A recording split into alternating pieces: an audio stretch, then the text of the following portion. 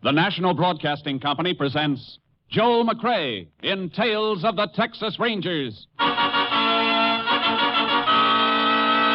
Tonight, transcribed from Hollywood, another authentic reenactment of a case from the files of the Texas Rangers.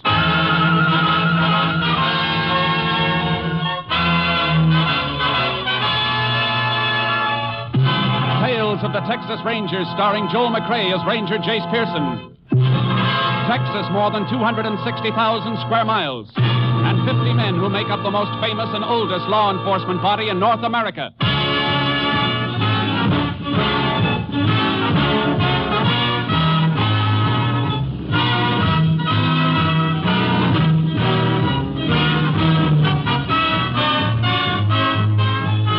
Now, from the files of the Texas Rangers come these stories based on fact. Only names, dates, and places are fictitious for obvious reasons. The events themselves are a matter of record.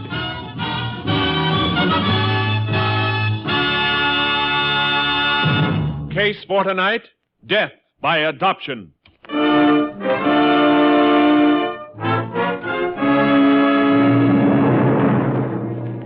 It is 9:45 p.m. on a Saturday night, September 1937. The business district of Central City, Texas is dark, except for the office of Harry Cashman's used car lot. Cashman is pacing the small office in agitation. A man in a leather windbreaker crosses the lot, slipping between the cars for sale, and knocks at the door.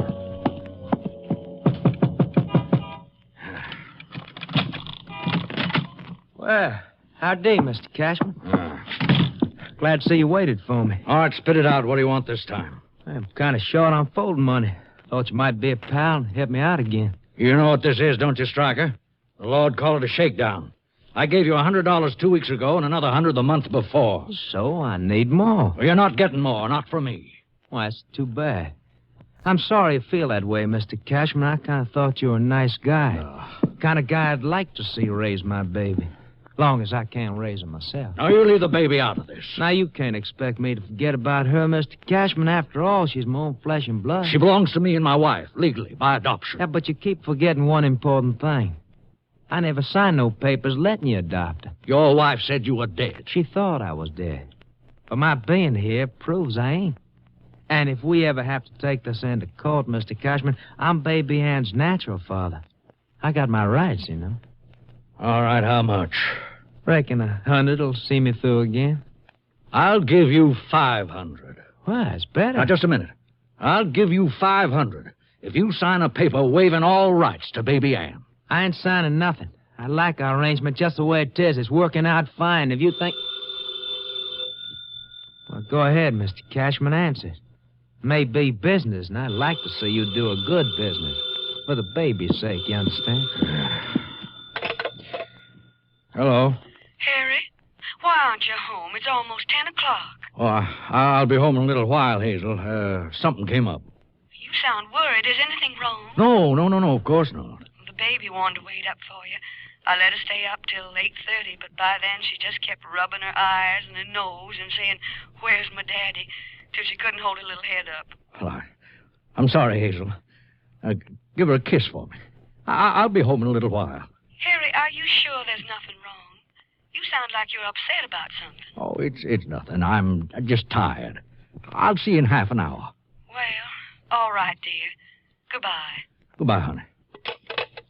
That your wife? Yes. Never did meet her.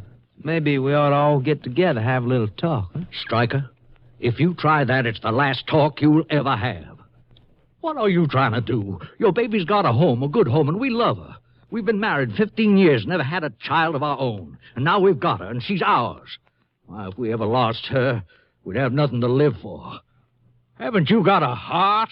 Well, I can see I made a big mistake, Mr. Cashman. I should have started seeing you a lot sooner and a lot oftener. Now, what do you mean by that? That from now on, I'll be around every Saturday night to pick up my $100. And I'll take tonight's payment right now. Why, Don't be a fool, Mr. Cashman. I'm younger and a lot stronger than you. Now, don't get yourself hurt.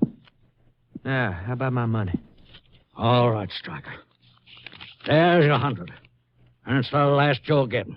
Now get out of my sight and don't ever come back. Because if you do, I'll go to the police. I'll spend every dollar I've got fighting you. I'll prove what you are. I'll prove you're not fit to have custody of Ann. Mr. Cashman, I do believe you mean that. I swear before heaven I mean it. So this is your parting gift to me, huh? Not much considering the size of the roll you peeled it off, huh? All right.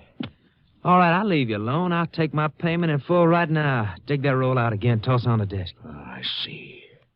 Now it's a gun, huh? You see it, and I know how to use it. How could Anne have a father like you?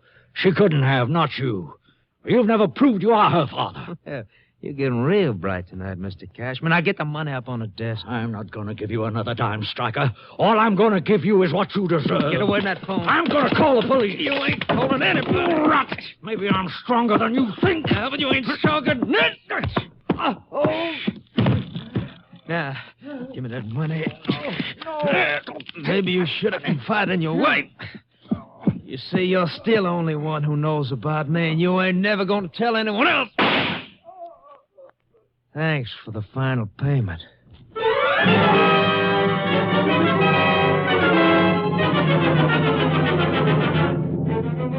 At 11 o'clock, after 3 more calls to her husband's used car lot, Hazel Cashman was disturbed by the busy signal and her husband's failure to come home. A phone company check showed the line was not in use. Hazel Cashman called the police. They found Harry Cashman's body and requested aid from the Texas Rangers. Ranger Jace Pearson was assigned. He arrived at the lot shortly after 2 a.m.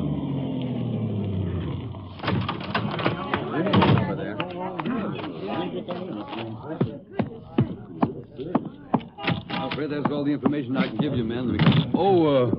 Howdy, Ranger. You must be Jace Pearson. That's right. You in charge here? Yeah, Dan Simmons, chief of police. Fellas, I'll talk to you later. I see you've already lifted some fingerprints. Huh? How'd you know? Oh, dusting powder on the glass top here? Yeah, crew just left. Prints aren't going to be much good, though, I'm afraid. Too many people coming in and out of a place like this, signing papers on that desk. What's that over there, Chief? What? Oh, that yellow spot on the carpet? Yeah. I noticed that before. Seems to be a piece of chalk that was stepped on. A few little pieces not quite ground in. I don't see a blackboard or anything around here. Any of the for sale signs on the cars marked with chalk? No, they're all marked with cardboard cutouts. Well, the floor is pretty clean otherwise. The waste paper basket's empty. Yeah. This place was swept out after the day's business. That chalk got ground into the rug last night after the place was cleaned. Yeah, I can see that now. The phone hanging off the hook like that when you got here? Uh-huh. Cashman struggled with whoever killed him. Must have been trying to make a call. I don't know, Jace. Body's just where we found it. A good 8 feet from the phone. He might have staggered over there and fell, but the fight started right here by the desk and the phone. Got some reason for being so sure of that? The desk was moved a little in the fight, Chief. Look at the carpet. Deep worn spot where the desk usually rested. Carpet's bunched up around the base, showing the desk was pushed, not lifted and moved for any reason. You're right. I can't see that it helps us any, though. Gives us a little picture of the action, that's all. Mm-hmm. I'm going to get some of this yellow chalk in an envelope. You're going to send that to your lab at Austin? That's right. They can analyze it. Maybe come up with something. That's worth a shot. Doesn't seem to be much anything else to help us, though. Robbery motive for murder is usually the toughest one to crack. Did Cashman make a habit of carrying a lot of money? Yeah, had to in this business. People selling cars in a hurry need a fast dollar. He usually had a couple of thousand on him. All we found in his pocket was 86 cents and change. You finished here? Yeah. I'd like you to put a man to work on that filing cabinet. Get a record of all sales. We've already checked that. Every car Cashman had's accounted for. Nothing's been stolen from the lot. I wasn't thinking of a stolen car. I just want a list of recent customers. Oh. Somebody might have bought an automobile he wasn't happy with and come back to get even. Could be, but I'm afraid that's a blind alley, too, Ranger. Cashman gave a mighty good guarantee on everything he sold, and he stood behind it 100%. Just the same, let's check it. I want to examine every reason he might have been killed 100%.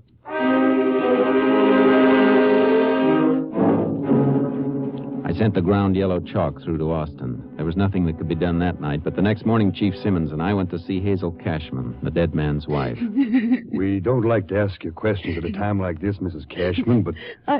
I understand, and I want to help you if I can. Probably isn't much you can tell us, but any little thing might help. Your husband ever have trouble with anybody? No.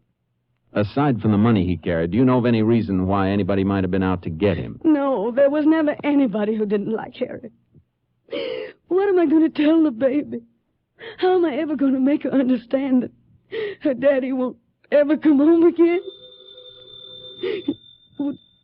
Would you answer that for me, please? I don't want to talk to anybody now. Why, sure, ma'am. Maybe for us anyhow. Had to leave this number at headquarters. Hello? Yes, Simmons speaking. Go ahead, I'll write it down. We were going on a picnic today. Last night I made the sandwiches and everything. We were going to leave right after church. I knew something was wrong when he didn't come home. I knew it. Take it easy, ma'am. All week long, Harriet was teaching Ann how to say picnic. She was just learning to pronounce it. No. You've got to get a grip, ma'am, for your baby's sake. Yes. Yes, I know. All right, thanks. We'll be in soon.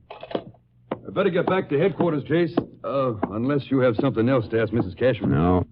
You shouldn't be alone, though, ma'am, especially when your baby wakes up. I called a neighbor just before you came. She'll be here in a few minutes. That's good. Goodbye, ma'am, and thank you. Goodbye, Mrs. Cashman. Goodbye. Find out who killed my husband. He never hurt anybody. Never. We'll do our best, ma'am. It's the rush back to headquarters, Simmons. One of my boys pulled in a suspect, Jace. Oh? Fella who worked for Cashman, a cleaning man named Mose Smith. What do they got on him? Well, he cleaned the office last night at about 8:30 and 9 o'clock. Cashman usually closed before then on Saturday nights, but Smith admits Cashman was still there when he cleaned up. Well, he's not trying to hide anything there. No, but there's something else. Mose Smith was on the town last night, threw a big party and threw a lot of money around. Still had a few hundred on him when he was picked up. And, my man checked on that, Jace. Smith is usually dirt poor. I see. He's going to be worth talking to. You can say that again. I'd have told you inside the house, but I didn't want to say anything in front of Mrs. Cashman. That was best. How old is their baby? Just 2 years old, Jace. Why? You look kind of funny. How old are the Cashmans? Well, I'd say Harry was about 55. Guess Mrs. Cashman must be in her 40s. Oh, I see what you mean. The baby's an adopted child. I thought they were a little bit old to have a child of that age. Yeah, they never had any of their own. A couple of years ago, they took in a poor girl who'd lost her husband. Ann was her child. Cashman's took to the kid right off. Then the mother got sick, and when she knew she was dying, she agreed to let the Cashmans adopt the baby. No kid ever got a better break, believe me. I gathered they were pretty crazy about her. Plenty crazy. Why, if that kid even sneezed, Harry Cashman would be ready to charter a plane and fly her to Mayo Clinic. They wrapped their lives around her, just like she was their own. When you feel that way about a kid, it is your own. Loving them is what makes them belong to you. Yeah, you can say that again. Say, any messages from my headquarters in that phone call you took? Oh, Jace, I forgot. I was too hot about my man picking up Mose Smith. Your lab phoned in a report on that chalk. Any lead? Well, I don't know under the circumstances, but it wasn't an ordinary piece of chalk. Analysis showed that it's a special type that surveyors use for marking. Surveyors, huh? Yeah. Isn't likely that a janitor would be carrying the kind of chalk used by surveyors. Oh, it might have come from any place, Jace. A customer might have dropped it. It was dropped and stepped on after the office had been cleaned. Maybe our case against Mose Smith isn't going to be as strong as it looks.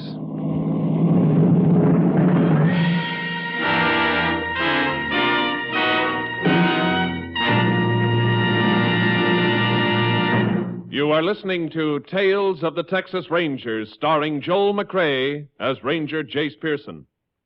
We continue now with tonight's case, Death by Adoption, an authentic story from the files of the Texas Rangers.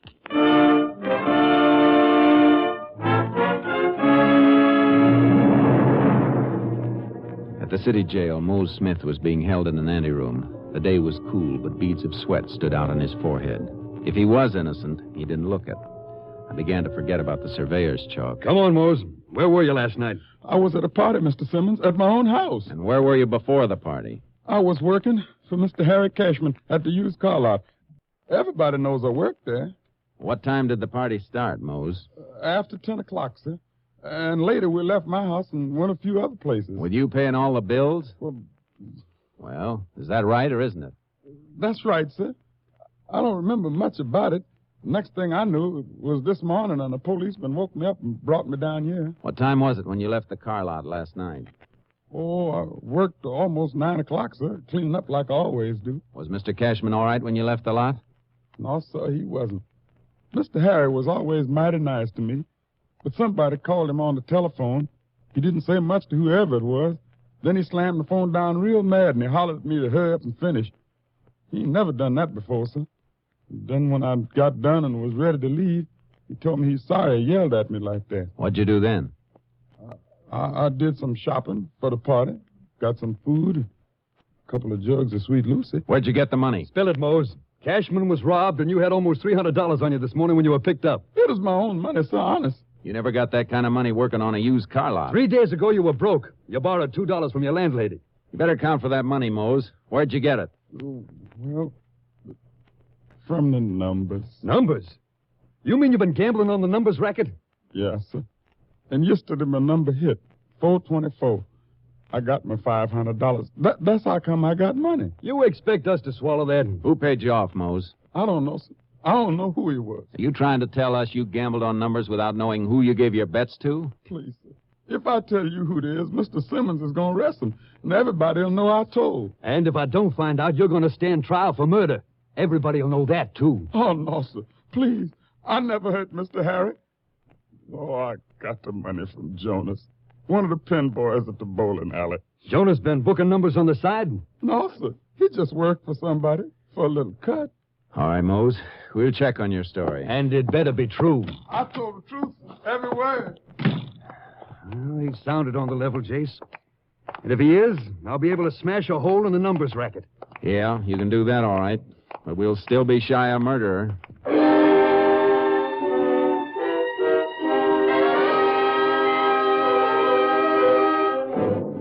Simmons staked out the bowling alley where Jonas worked as a pin setter. Mose Smith had told the truth all right.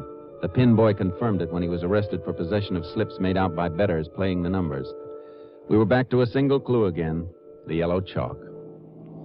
We've checked the only surveying crew in the city, Jace. Every man working on it had an alibi. All surveyors aren't in the city. That killer could have come from any place in the county. No road building projects underway, and only other surveying crew we've been able to trace is the mapping crew down in the Big Bend. Not going to be easy to get to. I'll get to him. Wherever this car won't take me, the horse and the trailer I'm towing will. Huh? You leaving right away? As soon as I can drop you at your headquarters.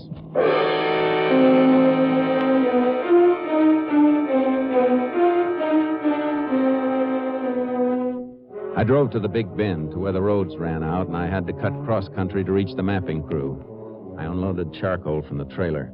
The crew was deep in wild country, almost a full day's ride before I reached them. All right, Sharky. Easy, boy, easy. Anybody here? Yo, over this way. Come on, Sharky. Well, howdy, Ranger. Howdy. Saw marks of a camp here, but it looked deserted. Well, it is. We moved in another couple of miles. I just come back with the birds to haul the last of our stuff onto the new camp. I was just tying a pack on this last one. You the crew foreman? Yeah. I'll ride on away with you. Keep you from getting lonesome. Glad to have you. I got company, though. One of my men just went on ahead a few minutes ago. We'll catch up to him on the way. Hey, you want me to take one of those lead ropes? No, they're good burros. They won't give me no trouble. All right, let's go. Up, Sharky. Oh, boy. Come on, you long-eared scavengers. You've had enough grazing. You must be covering a lot of ground in here. Oh, plenty. Now, sprawling country like this, ranchers lose sight of their boundaries when the land ain't fenced off. Hey, you, after somebody in here, Ranger? Maybe. How long you fellas been working through here? Oh, been almost 2 months now. You ever pull out to go into town? Well, we got horses, of course, but it's a long ride to a road and transportation any place of any size. I just decided to grow me some whiskers and stay here till the job's done. Any of your men ride out? Oh, yeah. A few of them go out weekends to Central City or someplace like that for Saturday night. Then they gotta turn around and spend all day Sunday coming back. Family men usually stay and just keep on working, pile up overtime. How many men you got working? Oh, I got 11. Any of them away last weekend? Yeah, 4 of them. You know where they went? No. Hey, I reckon Bill Stryker can tell you, though. Who's he? There's a fellow with the other burros. Ah, there he is, just topping that rise, about a quarter of a mile ahead. He one of the ones who left camp? Yeah, they all went off together. Let's catch up to him. Okay, come on, boy. Get up, bird. Yeah, charcoal. We rode after the man named Bill Stryker. On the way, I saw the surveyor's marks I'd been following for miles. Cloth markers nailed to trees. Yellow chalk marks on rocks. Within a few minutes, we caught up to him. Well, yeah, Ranger. We was away for the weekend, like Tracy told you. Me and 3 other fellas. Where'd you go? Central City. Only place worth going we get to in time. What did you do up there? Just fool around. All of us together. Well, you were only there for Saturday night. You must have done something special, something you remember. I thought one of the boys mentioned the dance, Stryker. Well, yeah, that's right. Squad dance, Alamo Ballroom. You spend the whole evening there? Yeah. Like I said, we were all together. All evening. Well, 4 stags at a dance drift around. Hard to keep an eye on each other all evening. Yeah, I reckon we could lose sight of each other for a minute or two. You fellas take time out to do any shopping? Well, what could we buy that we could bring back here? I thought maybe one of you might be saving some money, maybe enough to make a deal on a used car. We rode a bus both ways after our horses got us from here to Landon's Junction. Oh, that's too bad. If you'd been shopping around a used car lot, you might have been able to help me. You might have gotten a look at a man who killed a dealer named Cashman in Central City on Saturday night. Killed? Hey, Ranger, you got a reason for being here. Hey, you think one of my crew killed that man? I'll know better when we see the other 3 who went to town with Stryker here. Let's get on to the camp.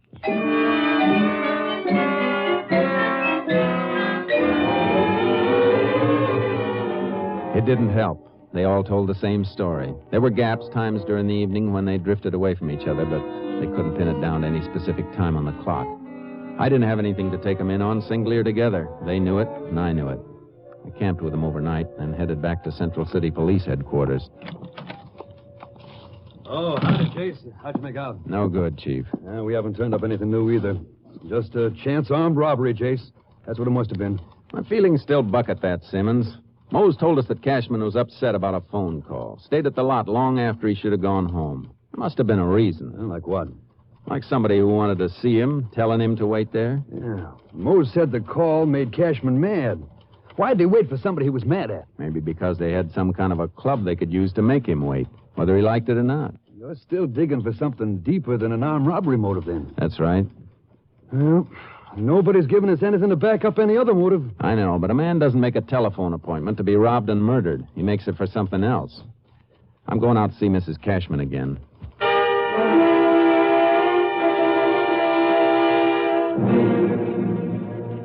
When you called your husband last Saturday night, it was almost 10, you said. What makes you think he was upset? When you're married to a man for 15 years, you just know, that's all. But he said there was nothing wrong. Anything like that ever happened before? His not coming home, acting upset? Yes, it did. Twice before. Once was almost 2 months ago, then a couple of weeks ago. Those other times, you remember what day they happened on? Can you remember if it was always on a Saturday? Yes. Always, all 3 times. But I don't know why. I don't know what was bothering him. Oh, how'd he react? He was nervous, irritable. It surprised me the first time. Harry'd never been that way with anybody. He snapped at me, the hired girl, apologized later, but the only one he didn't snap at was the baby. He just seemed to want to hold her in his lap. Just sit there and rock back and forth, holding her. And then during the night, he kept getting up, going to a crib to look at her. I see. Ma'am, did your husband ever say he was worried about somebody trying to take little Ann away from you? Why, no. Who could take her from us? Both her parents were dead. Her mother agreed to the adoption before she passed on. You ever know the baby's father? Ever see him? No, he died before Ann was born. Killed in an accident. You're sure of that? Well, that's what Ann's mother told her. She couldn't have lied. Have you got a copy of the baby's birth certificate? Yes, right in this drawer. With a copy of the adoption papers we got from the court. Here's the court order. And the papers signed by Ann's mother, Dorothy Stryker. Stryker? Was the father's name Bill or William Stryker? Why, no. Here it is on the birth certificate. His name was Arthur Stryker. Came from Fort Worth. Ranger, what is it? I think I know who killed your husband now. And I'm beginning to figure why. You'll hear from me, ma'am.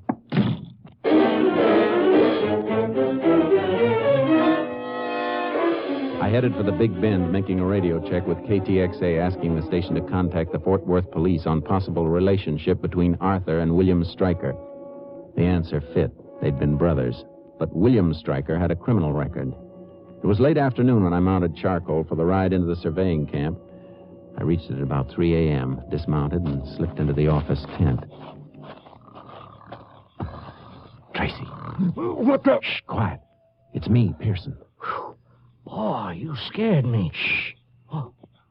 Why'd you come back? Not all your boys were square dancing at Central City. Where's Stryker sleeping? Oh, Stryker, huh? That's right. I'm back, near where the horses are hobbled. We better be careful, Ranger.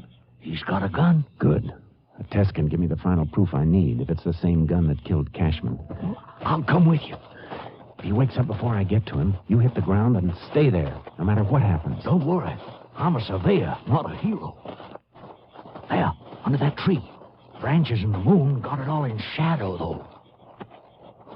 He's not here. Somebody's trying to get away with one of the horses. Come on. Oh, he must have seen you out in the moonlight crossing to the tent. Get away from that horse, Stryker. You're in the light now. I can see you, too. It's something you won't say. Oh, Ranger, you're hit. Drop. Got him. Be careful. Might be a trick. Are you other men? Stay down. Don't move. Oh, it's no trick, Ranger. Oh, he's hit more than once and bad. I don't want to die. Don't let me die. Better get whatever first aid stuff you have. Try and patch him up. You're going to need some work, too. I'll be all right. You men can get up now. Need a couple of you to make a litter. I need it to take him in. Easy, Ranger. I got you. Oh, men will have to make 2 litters. You need one yourself.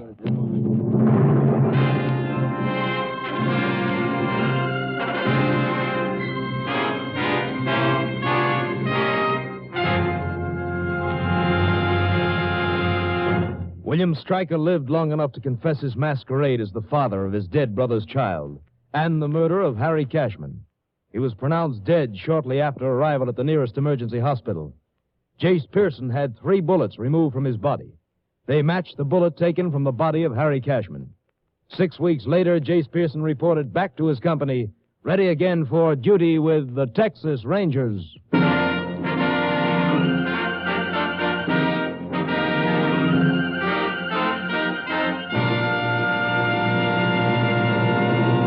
And now, here again is the star of our show, Joel McCrea. There's a story about one of the first Texas Ranger captains whose outward appearances seemed to be little more than a boy. One of the Rangers in his command, a big, raw-boned, muscular fellow noted for his complete lack of fear, was asked by a townsman, "How come a big fellow like you takes orders from him? Why, he ain't even got enough of a beard to need shaving." The Ranger looked at the townsman. "Maybe he hasn't got much of a beard," the Ranger admitted. "But when we go out after a gang of bandits with him outnumbering us 3 or 4 to 1, I never yet heard the captain say, 'Go get 'em, boys.' He always says, 'Come on, men, follow me.' Good night, folks. See you again next week." Next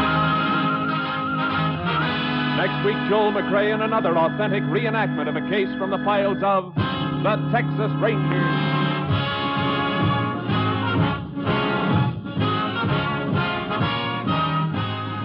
Joel McCrea is currently seen starring in the Universal International Technicolor production Frenchie. Tonight's cast included Tony Barrett, Joe Kearns, Tom McKee, Roy Glenn, and Barbara Luddy. This story was transcribed and adapted by Joel Murcott, and the program was produced and directed by Stacy Keach. Hal Gibney speaking.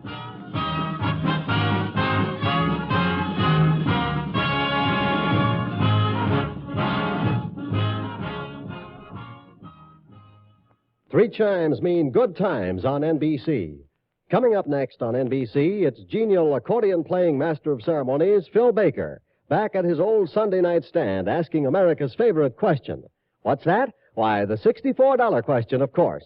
The chimes are your invitation every Sunday to all the fun and prizes and excitement of everybody's favorite quiz game, the $64 question. Tomorrow, hear the Railroad Hour. Right now, it's the $64 question on NBC.